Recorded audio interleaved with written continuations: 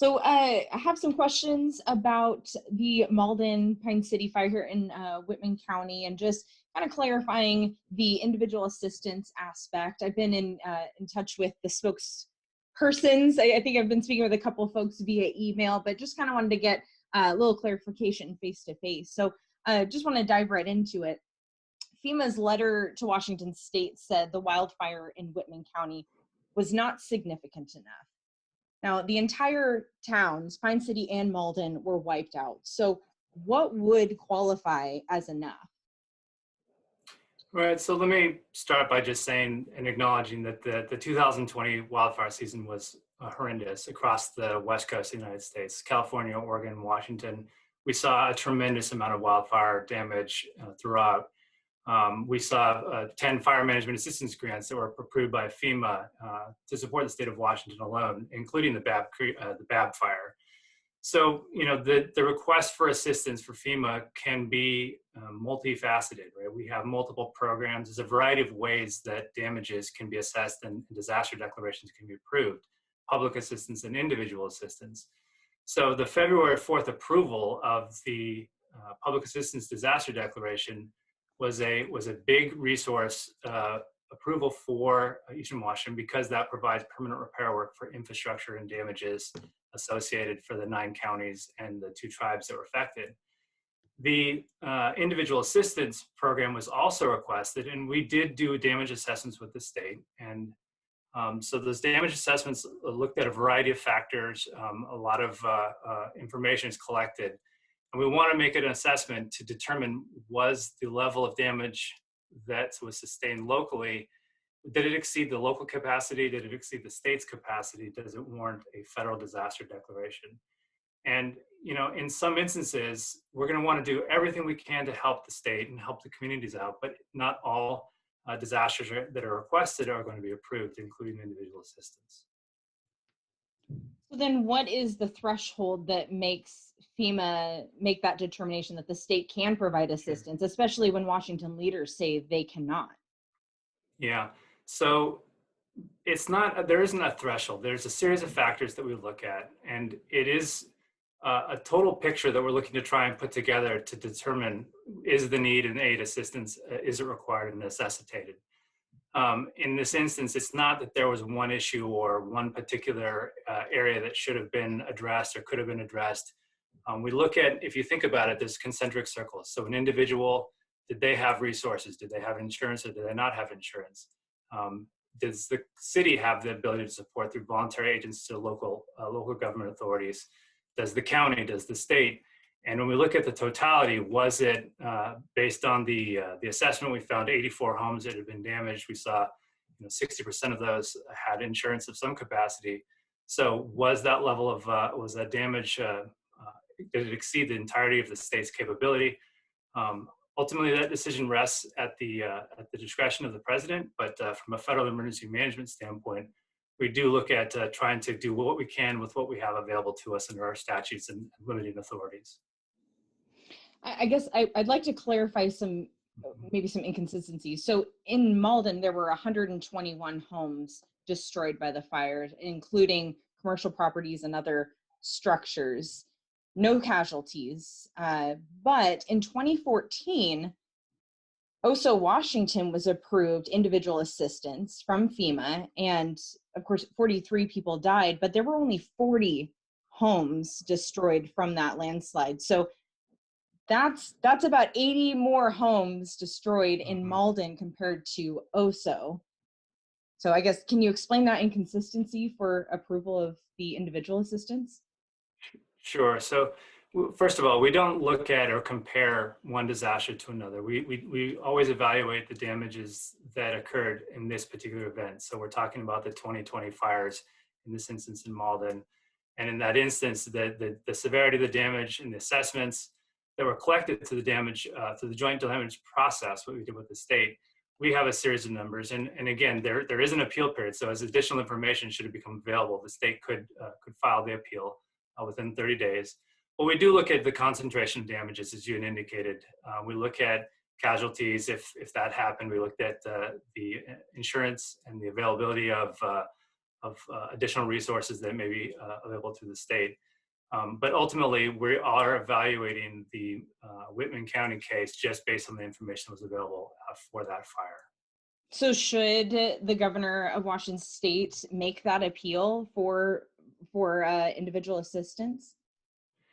The decision to appeal the findings is certainly up to the state to make, and we work with the state emergency management team on a regular basis. So should that request come through, we'll support that. If there's anything we can do to help look through the information, we're certainly going to work with the state throughout the process to ensure that we can lend any support we can to that. How often would you say FEMA reverses its course after receiving an appeal? How successful are appeals historically?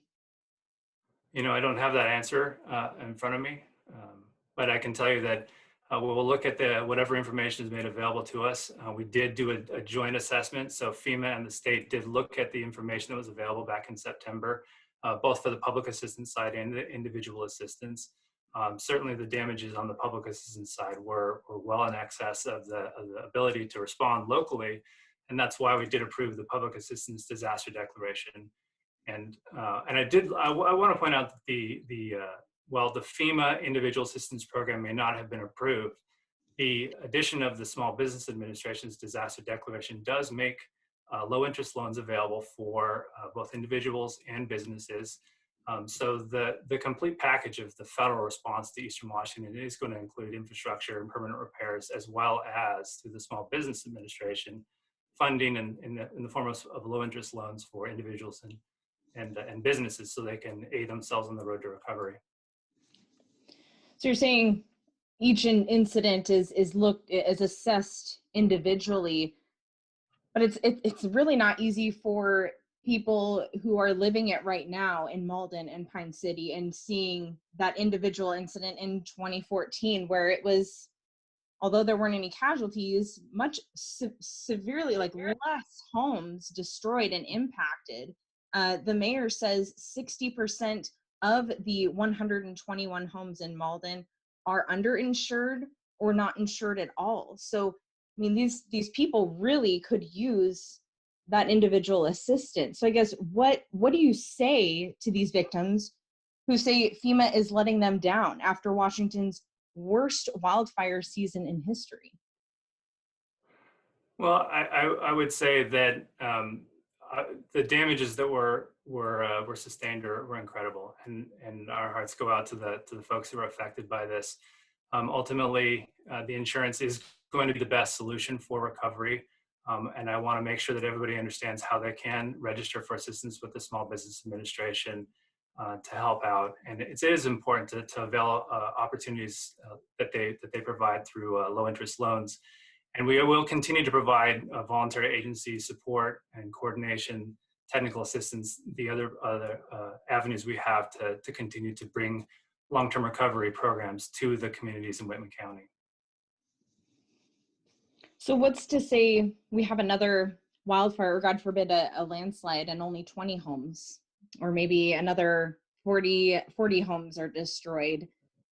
I can't imagine it'll be taken lightly for Malden to see FEMA approve individual assistance. And I know I'm speaking hypothetically here, but it's not going to be easy for these people to see another incident get approved for that funding, whereas their whole town is gone. They have no post office, no fire station, no homes. Many of these people spent their Christmas in RVs. So what's to say that something with a lesser impact of homes won't get that approval, or will? Well, again, I will point out that the public assistance program, and one of the important parts that brings to this response and this recovery effort, is going to be able to support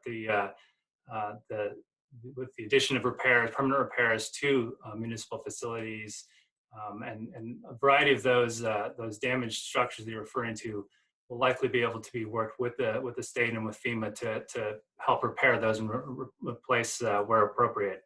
And obviously, the effects to the individuals, we certainly want to make sure that people understand how to get assistance and continue to work with the voluntary agencies.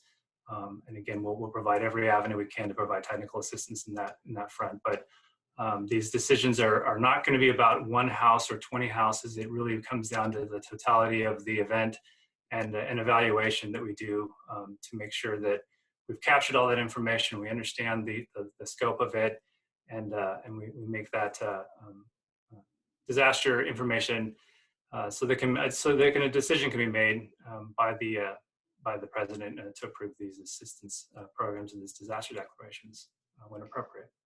Well, can you explain what was unique about OSO that it was approved for individual assistance? Again, the OSO event was evaluated based on what occurred back in 2014, and that's a separate incident. So again, for today's purposes, that there really are not related. Right now, what we're looking at is the February 4th approval for the public assistance program for Eastern Washington. And again, we certainly want to continue to provide support and technical assistance for Malden, Whitman County, but that's a separate incident than what we saw in 2014 with the landslide. And I know that with the individual assistance, there's 6 factors to evaluate that FEMA looks through to evaluate whether an area qualifies or can be granted that assistance. So can you speak to which of those 6 evaluation factors Whitman County fell short on in showing it had the need for that funding?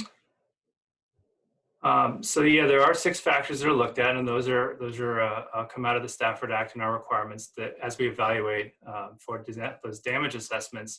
Again, it's not about a single factor or a single issue. We look at the total impacts of the event.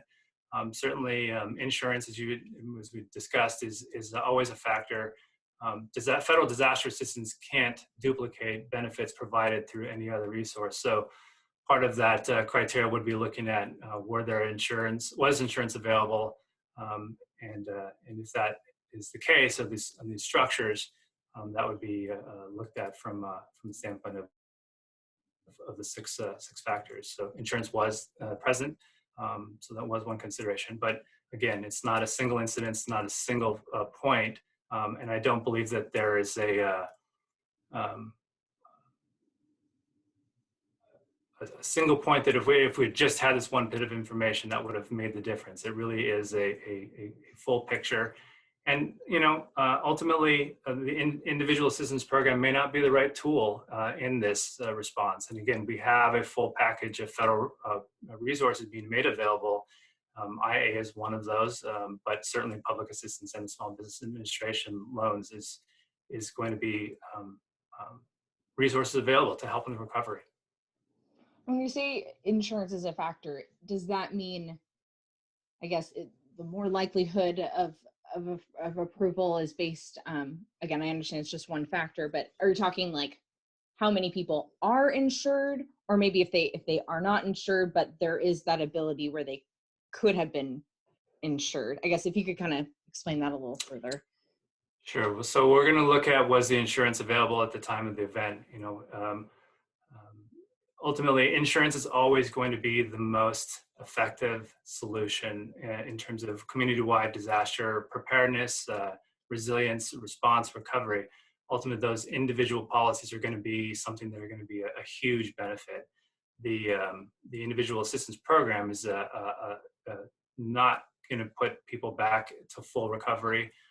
So we're going to look at that insurance penetration rates, and we're going to kind of take that into account. And are you speaking individual insurance opportunities, or? So we'll look at we work with the state insurance commissioner's office, and we look at a variety of factors to determine where that insurance was available, and again, these are evaluated by case, but yeah, we'll look at the insurance availability rate for the affected areas wherever we do these damage assessments. And so by availability, do you mean whether or not at the time people were insured or not insured? Correct. Did somebody have a policy or not at the time of the fire? So would somebody be able to make a claim against their policy in order to get some financial reimbursement for due to the damages that they sustained to the fires? And if that was the case, then that would be an avenue that could be looked at. And again, federal resources can't duplicate local benefits. So if somebody did have that policy, we would want to look at individual case-by-case basis to determine if you had insurance and how did that contribute to the that individual's response or their recovery, if you will. So if hypothetically, if a community is completely insured, all residents did have insurance at the time, does that have more weight in the approval process as opposed to a community with not as much residents insured? Sure, it's one of the factors. So we look at that kind of information. Exactly. Is insurance available? Do people have it? How does that play in? And that's one of those factors that we look at when we evaluate the appropriateness of the individual assistance program. So what does that mean for communities that have very few residents in the community that aren't insured? How does that affect the evaluation process? Again, we'll take that into account as we evaluate the scope and scale of the disaster. Again, it starts locally. So, did this exceed the individual's capability, the community's capability, the state's capability, and ultimately does all of that, and if you put it all together in this damage assessment process, does that rise to the level that the federal government should provide a disaster declaration? And we would look at those cases and all of these factors to better understand the scope of the event and the impact. But you had said insurance is a significant factor. So communities that are affected by a natural disaster that may not have a majority of their residents insured, does that affect their chances of getting individual assistance? Well, I don't want to speak in hypotheticals. I'll just say that the availability of insurance and certainly the having an insurance policy is going to be the best solution and option to protect one's assets and make sure that following an event that they have some sort of recourse. Relying on the federal government for individual assistance program is just not going to be a good solution as a long-term strategy. So we always encourage individuals wherever possible to make sure that they understand the risk, their perils associated with their structure, whether it's flood, fire, earthquake, and take steps to mitigate that through having an insurance policy. Relying on the potential of a disaster declaration and then relying on the potential of an individual disaster declaration, individual assistance disaster declaration, excuse me. The two together, we're going to always want to promote that insurance is a great solution there. But again, it's one of the factors we looked at. I'm just trying to wrap my mind around this because, like I said, 60% of Malden, those residents did not have insurance or they were underinsured, and it's a predominantly low-income community. So it just, from what you're saying, background, it sounds like because more than a majority of the community, because they weren't insured, that played a factor in the evaluation and later the denial of individual assistance. So were they not in a good position to be able to receive those funds because they're rural and did not have insurance? No. So what I'm saying is we'll look at, we understand that a percentage of the community was underinsured or did not have insurance. And that's an important factor. And we want to understand what is the impact to those individuals. And we want to make sure that if resources can be brought to bear, we want to do that. In this instance, there are voluntary agencies that have been active in supporting the long-term recovery of the community. We also see that the Small Business Administration has a variety of programs that may be appropriate. Did the number of insurance policies, that is one of the factors. Again, there's many that we looked at. So ultimately, we're making a decision based on the total event, but certainly we want to make those programs that are available through the SBA, through the voluntary agencies, make sure that people know how to reach those and get access to them. So what would you say to the victims of this fire who say the state and local agencies are not able to meet their needs? I would say to continue to report those concerns and work with your local emergency management office. We will continue to have and support the states through a voluntary agency coordination. And so if we can get the word out and help make those connections, we want to do that for long-term recovery that may be organized locally. And certainly we want to make sure that everybody knows how to register with the Small Business Administration And they can do that online through focwassistance@sba.gov, or they can go 800-659-2955 and phone and register for so they can get their recovery going. And I just want to make sure I understand. So is it fair to say, so I guess in conversation with a spokesperson from FEMA, they told me individual assistance is made available when the damage is so severe and widespread that the state, local, tribal governments, other voluntary agencies cannot meet residents' needs. So is it fair to say what that means is FEMA will not grant individual assistance if it finds that the state has its own resources to help residents recover from a natural disaster?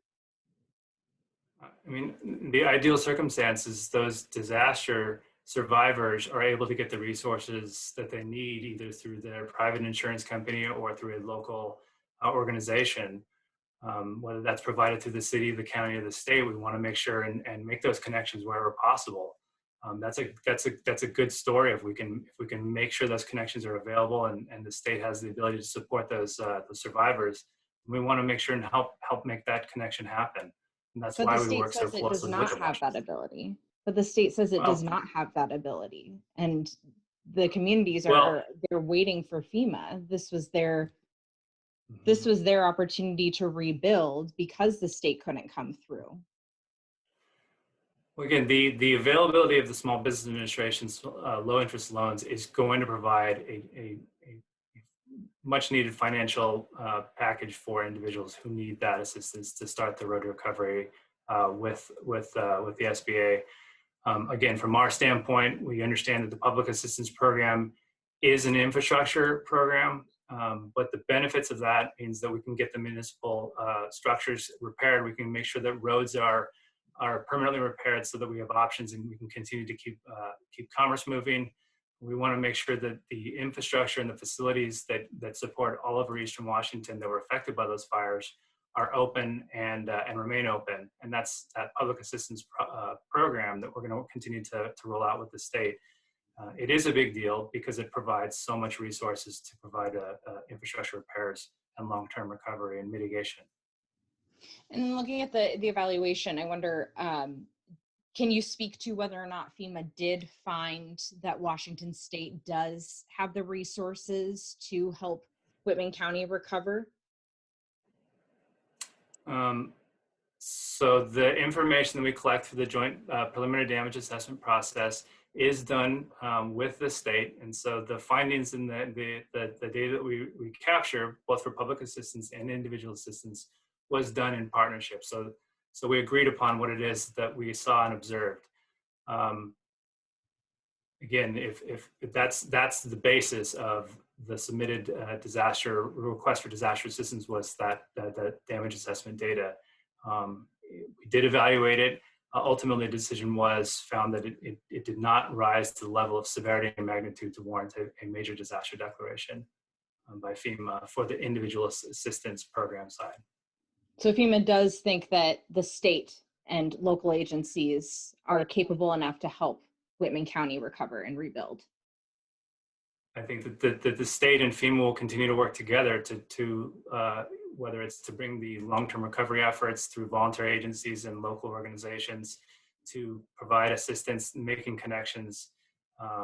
We have a variety of tools that we can do to help bring those agencies together and leverage a strong grassroots-based recovery. And again, that is something that we'll continue to work with the state and the communities that are affected through those voluntary agencies. So that's one avenue. And we'll continue to work with the Small Business Administration to make sure that also financial aid goes out to homeowners, again, not just business owners, but homeowners and those who are affected by the declared counties from the SBA's programs. So we really want to make sure that that's all put together, and we'll work with the state, the county, and others to make sure that those programs and processes are stitched together. But if the evaluation includes looking at resources available in the state as a way to determine if individual assistance is granted to these communities, why am I not getting a direct answer? Is that a collaborated effort that are you saying the state agreed with FEMA that, oh yeah, we have the resources to help our own citizens? I'm just simply saying that the request for a federal disaster declaration and the package that was put together was done in coordination with the state of Washington. Additional resources that the state may have, I would direct you back to the state to work with them to better understand what resources may or may not be available. From an emergency management program standpoint, we have been and will continue to work with Washington State Emergency Management to make sure that whatever resources we can bring in that typical emergency management partnership, that we will do that. I still don't understand if there are even a handful of points that led to the decision to deny the funds. I mean, if there's 6 factors and it's a very thorough process, I guess there's got to be some reasoning, because it is an individual event, different from OSO, as you said. What led to that decision beyond the fact that it wasn't severe enough? Because it was more severe than OSO, aside from the casualties. So what can I tell our viewers? What can I tell this community as to what point in those factors? I mean, that's a black and white criteria to follow. So what within that can I tell them? Well, I would say that, again, we evaluate these disasters on a case-by-case basis. We look at the information that's available to us. Ultimately, the determination and the discretion of the president to make a decision on whether or not to grant federal disaster assistance remains at an executive level. From our standpoint, we're going to continue to work on trying to help out wherever we can under existing authorities and our existing programs that have been approved, and how can we leverage those to help the Eastern Washington communities. I understand the frustration over the lack of individual assistance. Those grants are made available in some instances. In this particular instance, unfortunately, they were not determined to be appropriate. So we'll use the tools that we have, and we will continue to help the communities recover just as swiftly as we possibly can. Okay. Is the report or the evaluation, is that a publicly available record, or is that will we go through our own region to request those documents?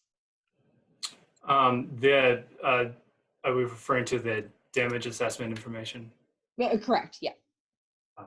Yeah, so the preliminary damage assessment report, the data that gets included does include private information. So we don't make that readily available because it does have PII or individual information that we wouldn't want to share publicly. Okay, so that's not a public records request. I don't know if they redact anything or that sort of thing. There are avenues to pursue to get a copy, and we just need to be aware and mindful of the fact that there's sensitive information. We certainly don't want to share that outside of anyone that has a need to know. And so, but under normal processes, we don't make the damage assessment data post it on a website or make it widely available. Yeah. Okay. Yeah. And then if you could just clarify why you mentioned maybe for this instance, individual assistance may not be, I guess, the proper tool to move forward. So, Whitman County received the public assistance, but maybe the individual assistant wasn't the proper tool. Can you kind of explain why?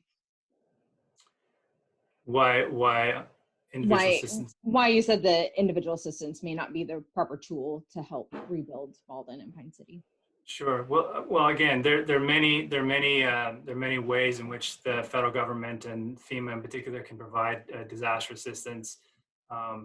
Again, in this instance, that full package could include a voluntary agency coordination. It could include the Small Business Administration. So while the IA program from FEMA may not have been turned on, we certainly want to look at other available resources, and in this instance, for an individual survivor, that might be through the voluntary agencies and the SBA. But the need to get the permanent repair work done so that we can fix facilities such as the city hall, such as fire stations and so forth. We want to quickly get on that and work with the state to evaluate projects so that those heart of the community and those facilities that were damaged, so we can get them repaired and up and running, and keep jobs moving, and keeping the city government running, and so forth. So those are important steps that we're going to take to aid in the recovery of Whitman County and the communities. We're working with the state daily to make sure that we've got the resources needed, and we're going to continue to work with the county and the communities to gather information so that we can start to work on those projects and really start to get into permanent repair work. Okay.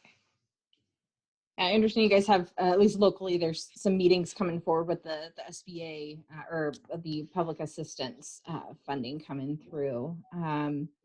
I think that might hit it on the head. What is the next step? So I know we've received the SBA disaster declaration for Whitman County. So plans are moving forward with that. I guess what is the next step from there as far as FEMA is concerned, or is it kind of it's in the state's hands now? Yeah, well, I can tell you that hopefully, and I want to make sure that you have a copy of the SBA's recent release that has all of the ways in which the community.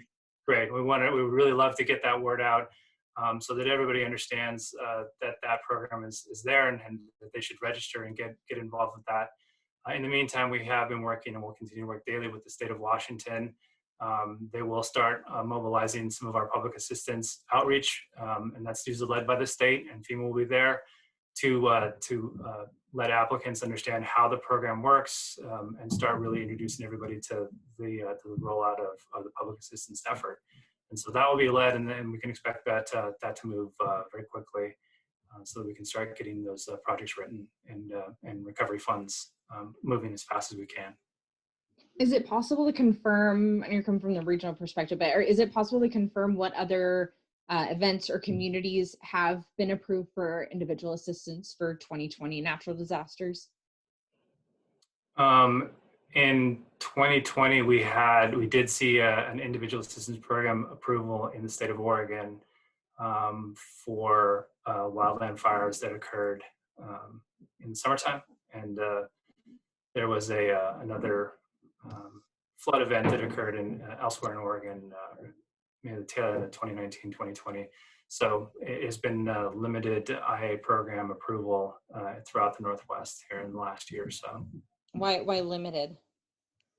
Just those you just add. There's those two particular approvals that were granted. Sorry. What was that? What determined that approval for? I mean, Oregon. Those are our neighbors to the south. So wildfire. I mean, was it a specific county or several counties? So I don't have the total number of counties off the top of my head here for Oregon today, but individual assistance was made available in that state. Again, they're separate. We evaluate both all of these disasters. We'll evaluate them based on the incident period, based on the damage that occurred relative to that particular event. So in the state of Washington, again, we had 10 fire management assistance grants approved. We certainly saw a fair share of fires up here. And so there's kind of separate efforts here. Like I said, we evaluated everything individually based on the damages that occurred.